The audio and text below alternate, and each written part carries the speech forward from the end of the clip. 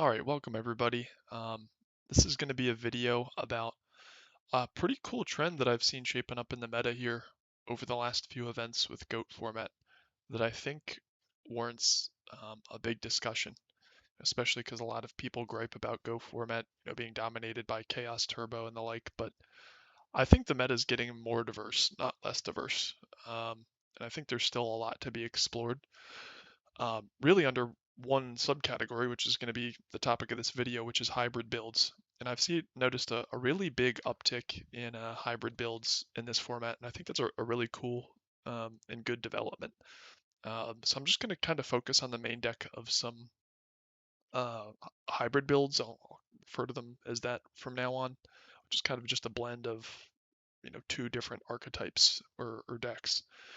And I'm going to focus on really the last three events, which is the PWCQ 38, GFC 20, and PWCQ 39, which just wrapped up yesterday.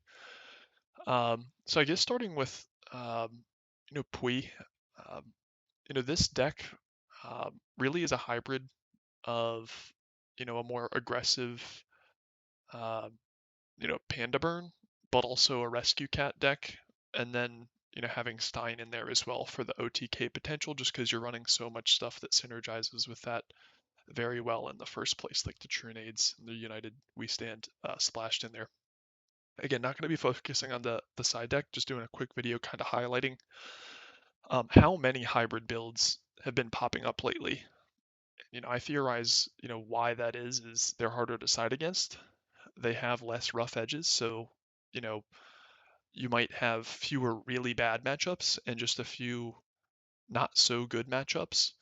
Although that does of course dilute your really good matchups into just good matchups, but I think a really skilled player is, 100 times out of 100 going to take a good matchup and probably just win that in the first place anyway, most of the time. So they're happy just taking good matchups. They don't really need to go to good from great. There's no, it's just kind of win more, as they say in like a lot of different card games like Hearthstone. You already won. It's like win or lose. It doesn't matter if you win by 8,000 life points or 100. Like it's bimodal. You win or lose. So like there's no real use in optimizing, it seems, over the last few tournaments for your best matchups. It's kind of solving for your worst ones, and I think this is a really interesting development. So this is the first deck list I kind of wanted to highlight. Again, I'm not going to get into like the structure of the deck, just because I'm not the deck builder. I'm just going to kind of point out what the hybrid is and some of the players that are experimenting with this. Again, Pui, very notable in the GOAT format community, great player. Um, Next up is Alephia, which is doing something somewhat similar, which is I had a very hard time like teasing this build apart, and I still don't quite understand it, to be honest. Alephia is like a deck building genius, but you get the OTK potential with Stein. The last little rescue cat combo like Pui was running. You get just like the pure rescue cat, swarm the board with Milas OTKU. Um, and you also have sprinkled in here Earth aggro. Um, and then even like the Gakyu Gear Panda. So it's like almost a triple hybrid. Like I just it's very interesting to see builds like this topping, especially with good players piloting them. So that's the second hybrid I noticed.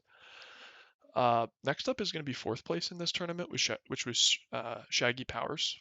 And you might be looking at this deck list and saying, like, this is just chaos control, and it is. But the way I see chaos control is that it already is a hybrid.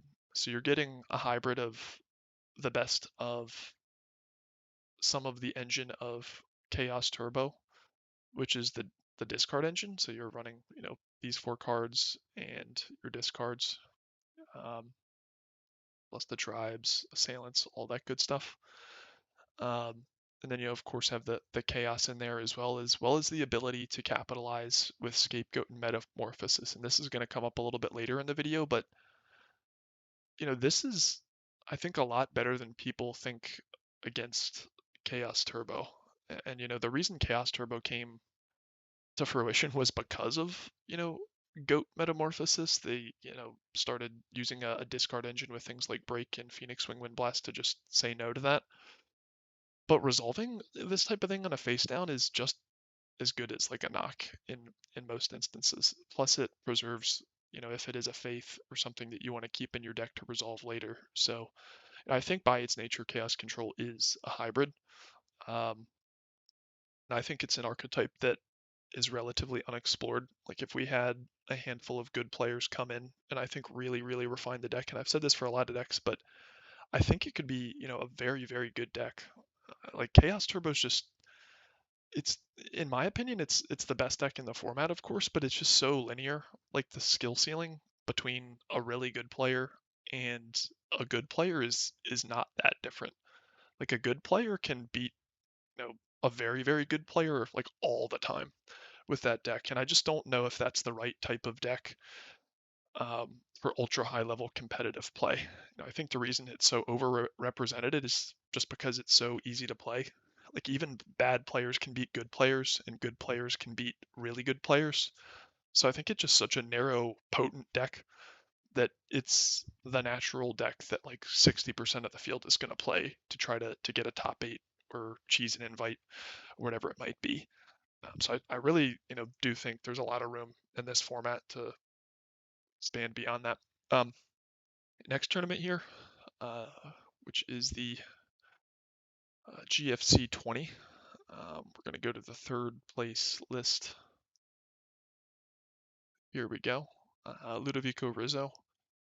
Um, this I think is again really really smart and innovative. He's taking a warrior engine and the best of that, um, plus sprinkling in a flip engine, and then the third synergy with that is that flip engine has huge synergies with a 2 of that every single deck in the format is playing, which is knock.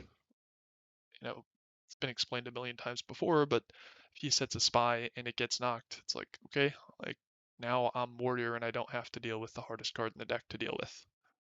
Or if you set a faith and it gets knocked, it's like, okay, now you're chaos turbo and you can't cycle your trinity, which is a huge part of your game plan to just get cheesy pluses.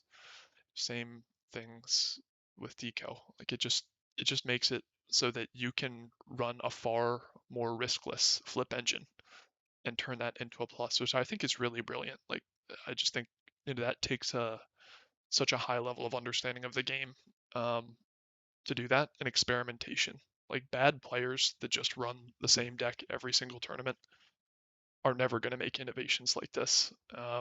So I think it really goes to show like a much deeper understanding of the game and matchups and what not only your weaknesses are, but how those weaknesses can be turned into strengths. So I just think this is just so smart. So props to that.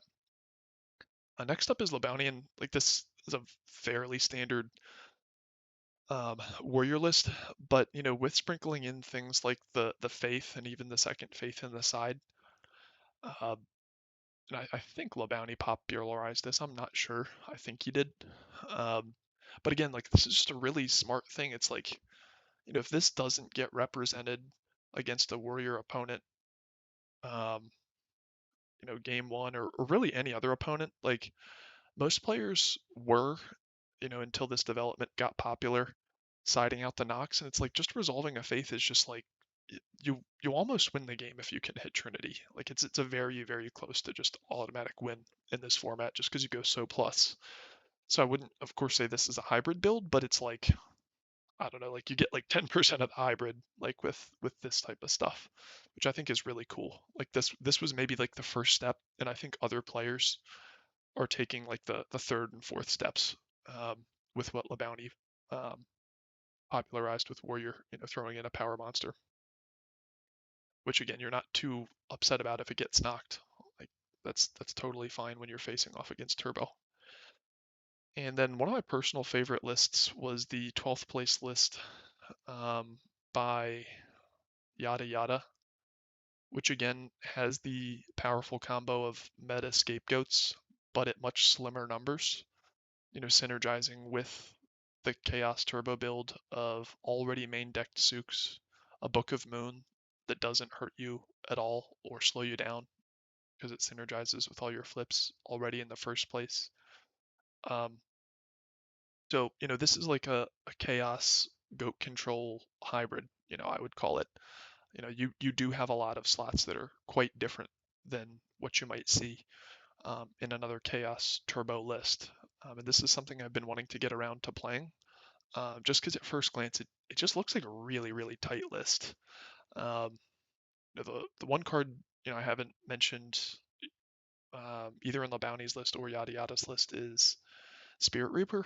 I haven't personally tested this myself, so I just really don't have any thoughts on it. But I think it's interesting that this card is cropping up more and more, in the last few tournaments. I'm not sure why. If somebody has an explanation for that, write something down in the comments on why it's good, what it's stopping, how it makes your deck better, um, and the matchup deal as well. But I think this is just a really, really good list. Like again, goats are good against warriors.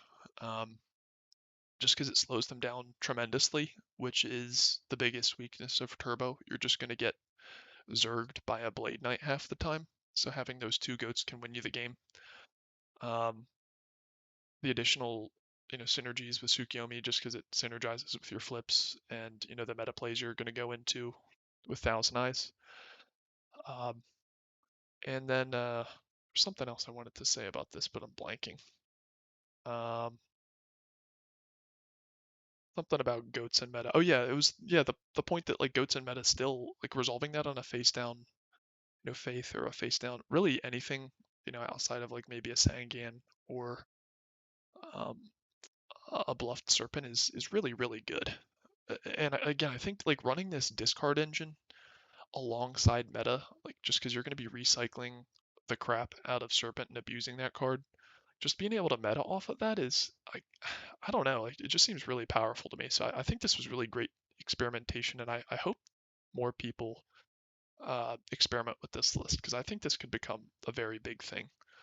Um, the bones of goat control are definitely old and outdated, but parts of that deck piecemealed together into something a little bit more modern and optimized, I think could really be the next big thing, as I've said before. And last up the event yesterday, I have two deck lists that I kind of wanted to look at here, which are the fourth place list by Grumpled Stillskin. Um, Again, I haven't had time to fully comprehend what's going on with this deck, um, but you have something very similar going on, which is a mini warrior engine, um, plus flips, plus capitalizing on certain flips to then go into Zaborgs, which are very, very good against Chaos Turbo. Um, Again, and then also you have Return from the Different Dimension, which is just like another alternate win condition. And I think this is really good at one, because there are going to be so many games or matches where you don't see it or they don't hit it with something like an MST or a Dust Tornado or whatever it might be. And then it just comes out of nowhere, and it's backed up by 3 Solemns and 2 Dust Tornadoes. And why Dust Tornadoes so good is like on your opponent's end phase, if they just set one, you can Dust Tornado that back row, so you have an open board, or if they have a monster on board, and then use the secondary effect of Dust Tornado to then set your return from the different dimension, or even like set a solemn to get it set up, and then you just win the game. It's like, okay, now my return from the different dimensions active, I can play it like a spell because I set it or set it with the Dust Tornado effect. So this is again just a really good list.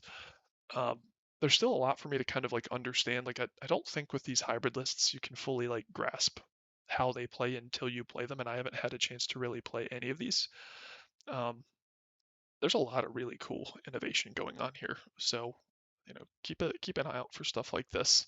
And I guess the other note is like side accordingly. Like these decks are much harder to side against when you don't know exactly what you're playing up against and what type of threats can come up. Like, how are you going to side against Zaborgs just popping your back rows or your set monsters rather? How are you going to side against Return from the Different Dimension if you haven't seen it?